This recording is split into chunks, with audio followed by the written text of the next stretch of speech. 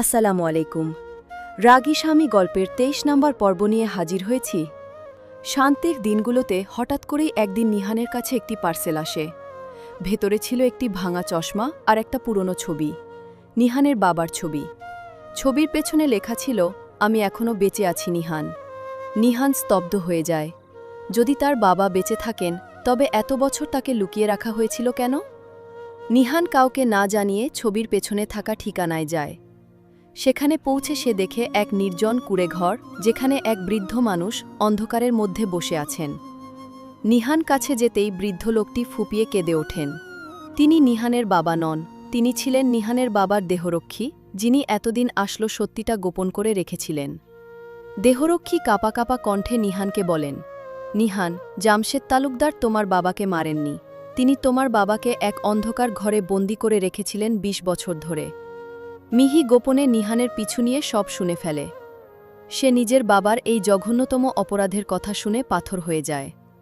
নিহান আর মিহি সিদ্ধান্ত নেয়, তারা পুলিশকে না জানিয়ে নিজেরাই সেই গোপন কারাগার খুঁজে বের করবে।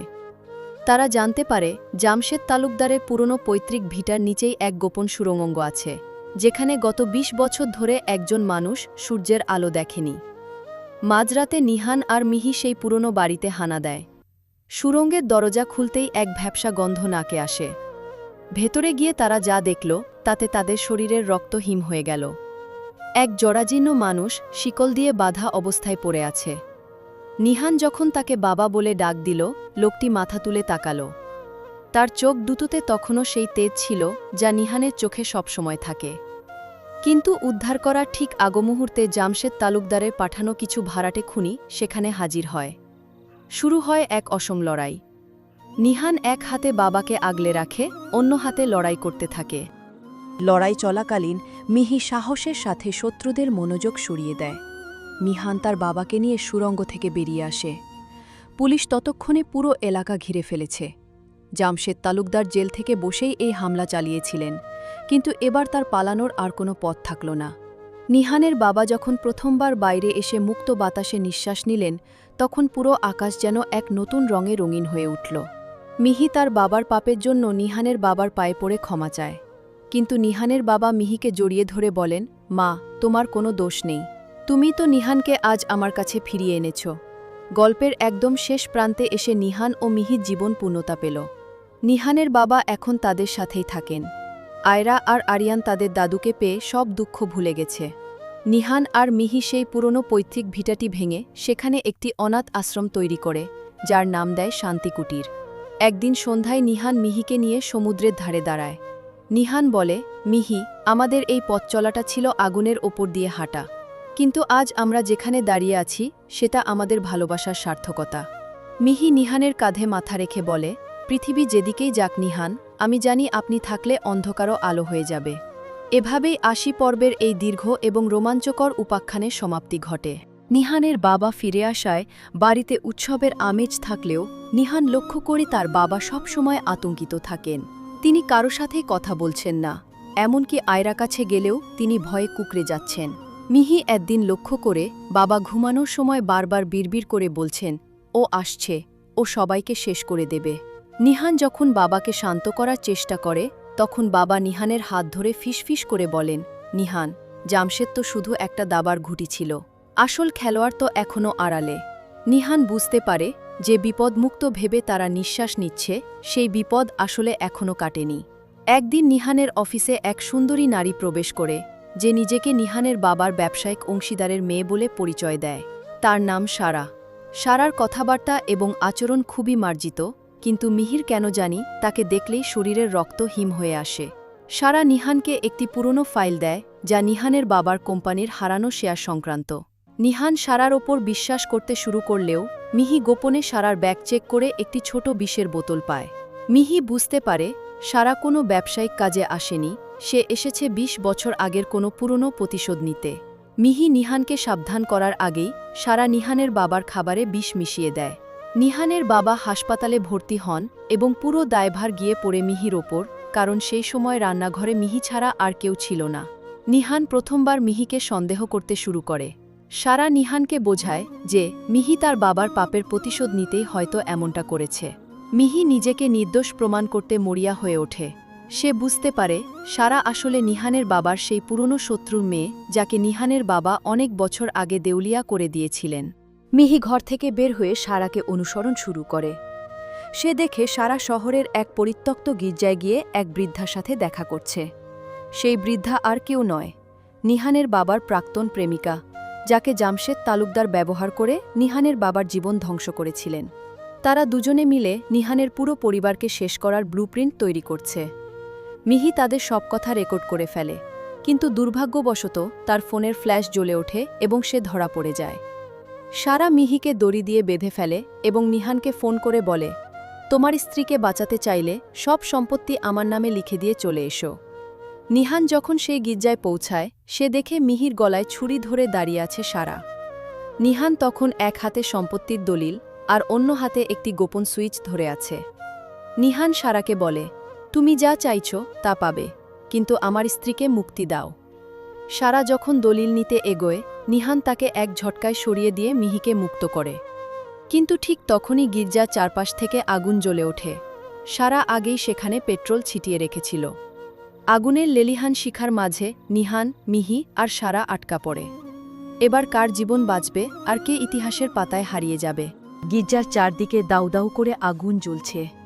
সারা উন্মত্তের মতো হাসছে, কারণ সে জানে আজ কেউ বাঁচবে না। নিহান নিজের জীবনের তোয়াক্কা না করে মিহিকে পিলারের সাথে বাঁধা দড়ি থেকে মুক্ত করে।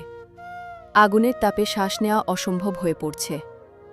নিহান এক টুকরো ভারী কাঠ দিয়ে গির্জার পেছনের কাচের জানালা ভেঙে ফেলে।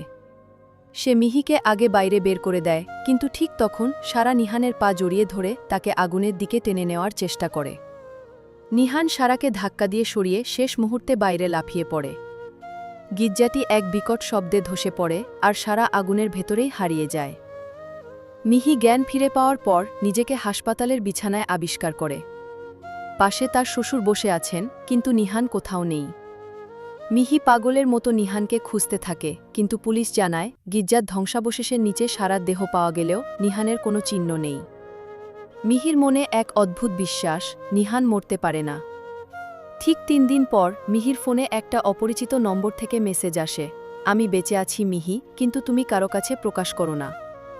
আমার পেছনে এখন এমন এক শক্তি লেগেছে যারা সারা বা জামশেদের চেয়েও ভয়ঙ্কর।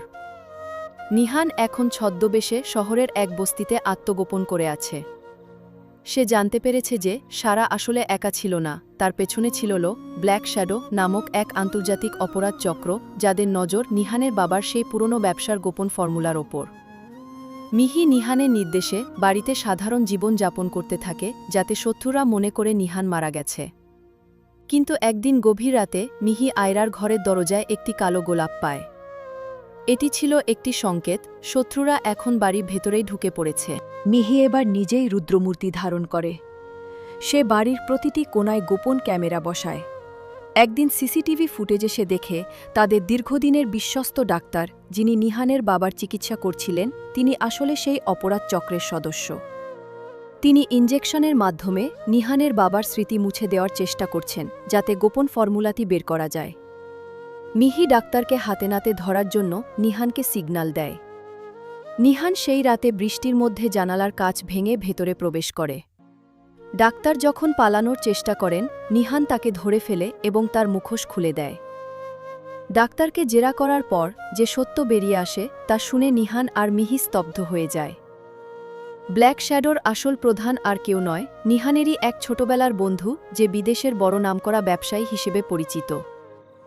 সে নিহানের সম্পত্তির নয়, বরং নিহানের বাবার আবিষ্কৃত এক বিশেষ রাসায়নিক ফর্মুলার জন্য এই পুরো নাটক সাজিয়েছে।